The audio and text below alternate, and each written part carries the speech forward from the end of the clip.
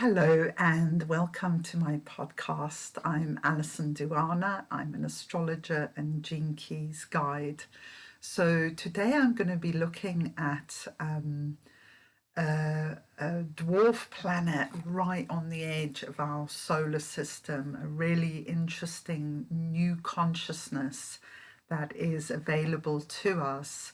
And I'm going to be looking at this through some of the physical attributes of Sedna and what that can tell us about her.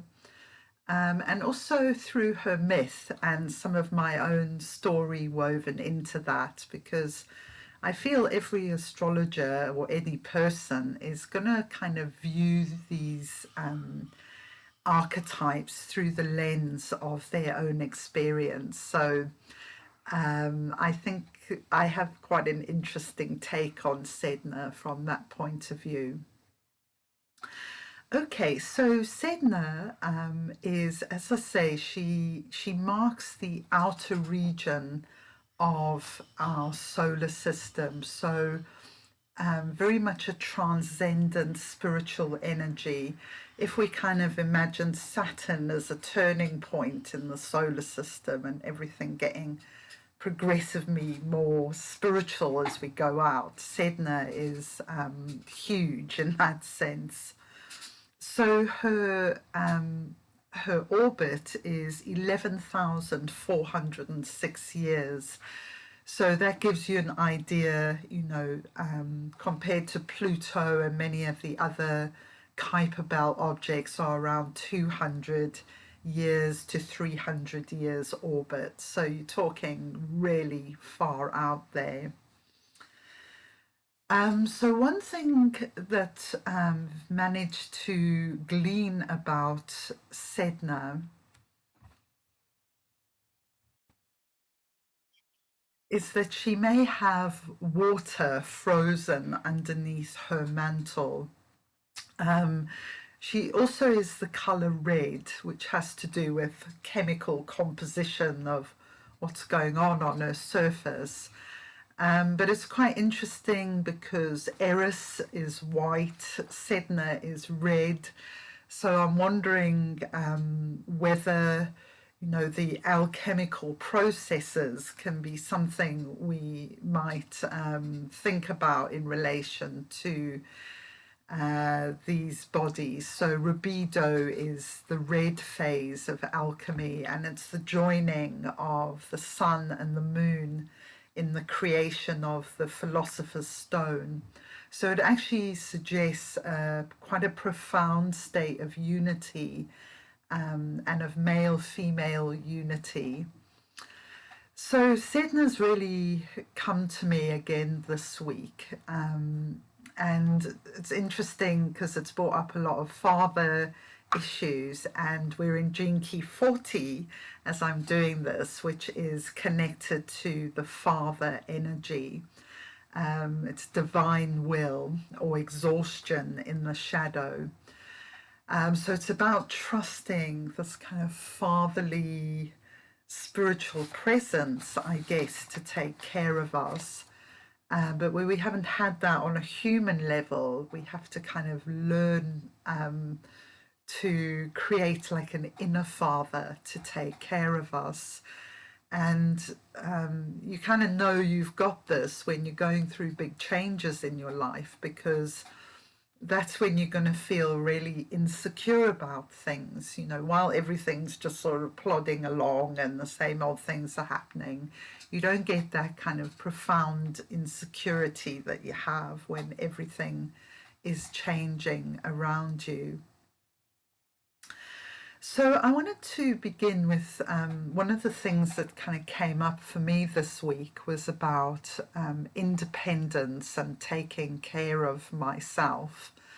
And one of the things that sort of stands out to me in Sedna's story, which I haven't noticed any other astrologers actually pick up on this, is that she has this very high level of independence. So it mentions that she likes to go kayaking and hunting with her dog. So the fact she's hunting, that's quite unusual. We only have one other goddess Diana, who goes hunting. So she's got this kind of strong yang energy, if you like, I feel from the outset.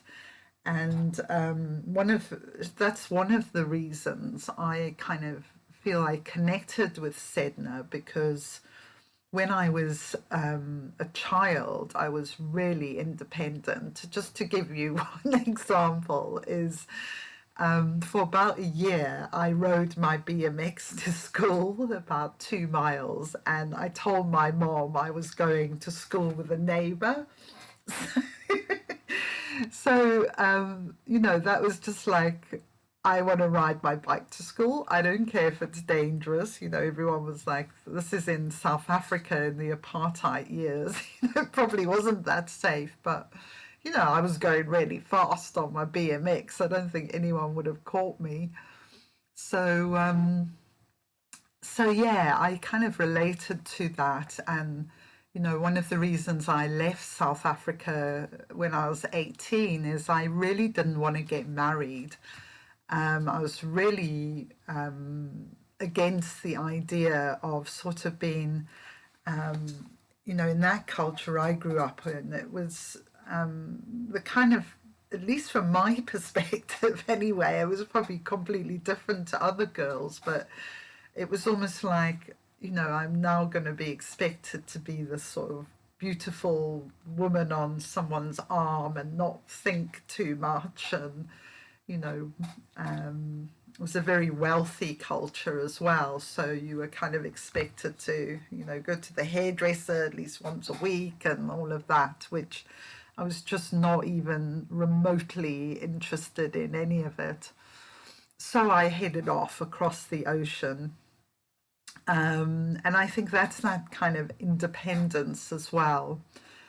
But what happened, a bit like with Sedna, eventually she doesn't want to marry, but eventually she does. She marries this prince, but he turns out to be not very nice, and sort of keeps her captive. And even that part happened to me, that I had this really dodgy boyfriend who ended up going to prison for assaulting me, but he locked me in his house once, so it's kind of crazy how even like these small details of these mythical stories can play out in your life. I'm laughing now, but it was like pretty scary at the time, actually. um yeah, so like Sedna, and I think, any woman I've met who've been in abusive relationships, you kind of lose your confidence actually really quickly, and you kind of get ground down, and it's very hard to leave. Because you could sort of ask, well, why didn't Sedna just leave this horrible Birdman? Why did her father have to come and get her? Because he wasn't much of a hero anyway in the end. But, what was it that she couldn't get out of it on her own? And the only answer I can come to is kind of in that psychological sense, that we need to resurrect a male part inside the female who enables this escape to take place.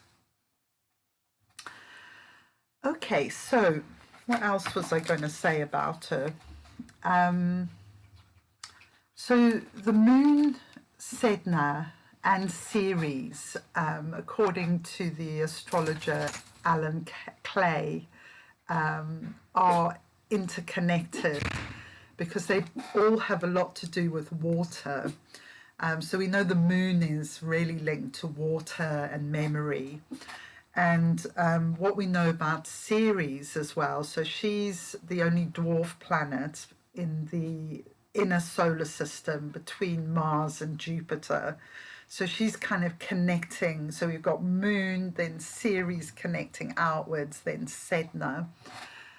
So she also has frozen water underneath her mantle, and she has a core. So she was actually a developing planet before some kind of collision or event with Jupiter sort of stopped that process, and she became what she is now. But I think this is very interesting, like this connection with water and emotion, because whenever I have tuned into Sedna, whose issues are all about, betrayal and abandonment of her father and her husband, then it always feels like very, very deep emotional stuff. Yeah, and the moon's actually in Scorpio today. I went and checked. So it's that feels like a confirmation of this very, very intense, watery energy. So, so that's my piece around independence. That we, maybe you started off as a child having that sense of independence, but then you kind of get absorbed by the culture. Maybe you encounter violence or sexual abuse or whatever. You can encounter a lot of wealth as well, and that can kind of really take you into a prison of its own. So these are the kind of issues, I think, like how does Sedna lose her independence in the first place? So then we know her father comes to get her, but he's got her in the boat and they're rowing back, and then the Birdman returns and starts attacking them, and her father throws her out of the boat.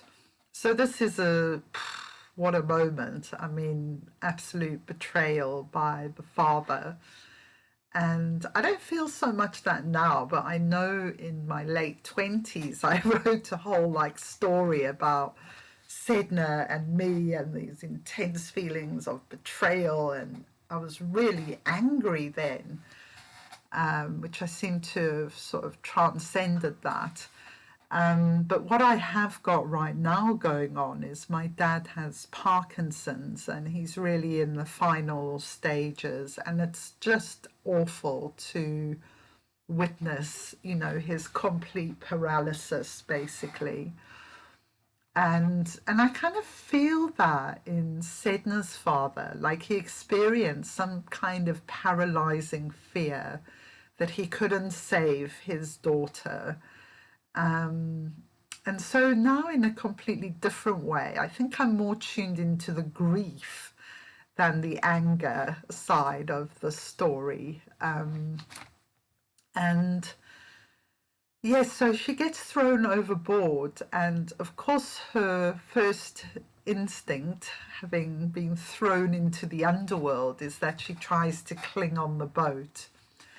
And this can be a real metaphor for, we enter into the underworld or into these periods of massive spiritual growth in our life, but they're scary, they're terrifying, because we can lose everything that's anchored us, can just be kind of, and then we have to we have to kind of find the center, the mother and father inside ourselves to, remain kind of stable in that big transitional spiritual energy.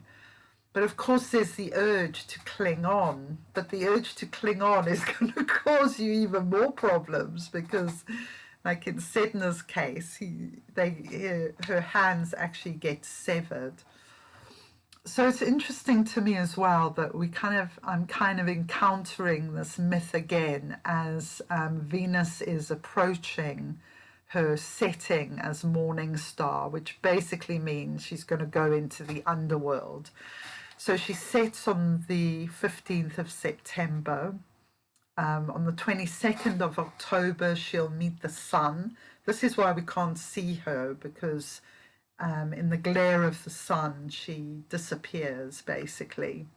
So she's going to conjunct the sun. This is the first Libra star point in our living history, and it's opening up this whole new era of working together. And obviously, Venus is a ruler of Libra, so she's going to be very strong. And what we're moving out of is the Venus in Scorpio star points. That has been the predominant ones. And again, and this is going to take place, the Venus star points are all going to take place up until 2035. We'll be completely into the Libran energy there. And and so there's a kind of Sedna process going on very slowly alongside that. Sedna will reach her perihelion, which is her closest encounter with Earth and the Sun, in 2076. So some sort of 54 years ahead in the future. So these 54 years are going to be really, really crucial. Sedna is also connected with marine wildlife and nurturing, through the moon series Sedna, we see the ability to nurture and to transcend trauma, which is kind of going to be at the heart, really, of how we manage the changes. So, but as Venus descends into the underworld, this is, I think, a real kind of teaching with Sedna that we have to let go. We have to allow ourselves to sink effectively, to sink to the bottom of the ocean. Maybe we're going to feel really alone in that process, or maybe the dolphins and whales will come along and keep us company. But this is the pathway, and I feel that kind of in relation to my dad's lineage, this is an ancestral healing. He was never allowed to be his creative self, and neither was his father. Whereas that's the path I've chosen. Not to follow the material path, but to follow the artistic path. Hopefully these two are going to come good at some point. I'm launching my new book tonight called Walk in Beauty, so definitely making progress along that path. But this is what I feel Sedna is about, really. This transcendence of especially the father patterns in the lineage, and the way the daughter is treated by the father, relates to the father. My dad was of a generation, really, that you weren't expected to have a strong connection with your children. So many people of my generations and before don't have that strong connection with their dad that children these days may or may not have, but I think there's more children have that now, which is a really, really good thing. And I see that actually as Ceres awakening in the male side of the population is the increase in fathering of children. So thank you for listening to this. I am going to be doing a Sedna masterclass and sound healing journey in my Monday class, which I do on a subscription platform called Soul Tribe. So sign up. We've got lots of exciting things coming up. We're going to be doing one on Eros as well, Teheron, Hayawaku. So these are all new consciousness and guides for the path ahead. So they're very, very amazing bodies, and they'll pick you up and change your life. That much I can tell you. And I offer one-to-one readings, so please feel free to email me if you'd like more information on that. So namaste, go in peace.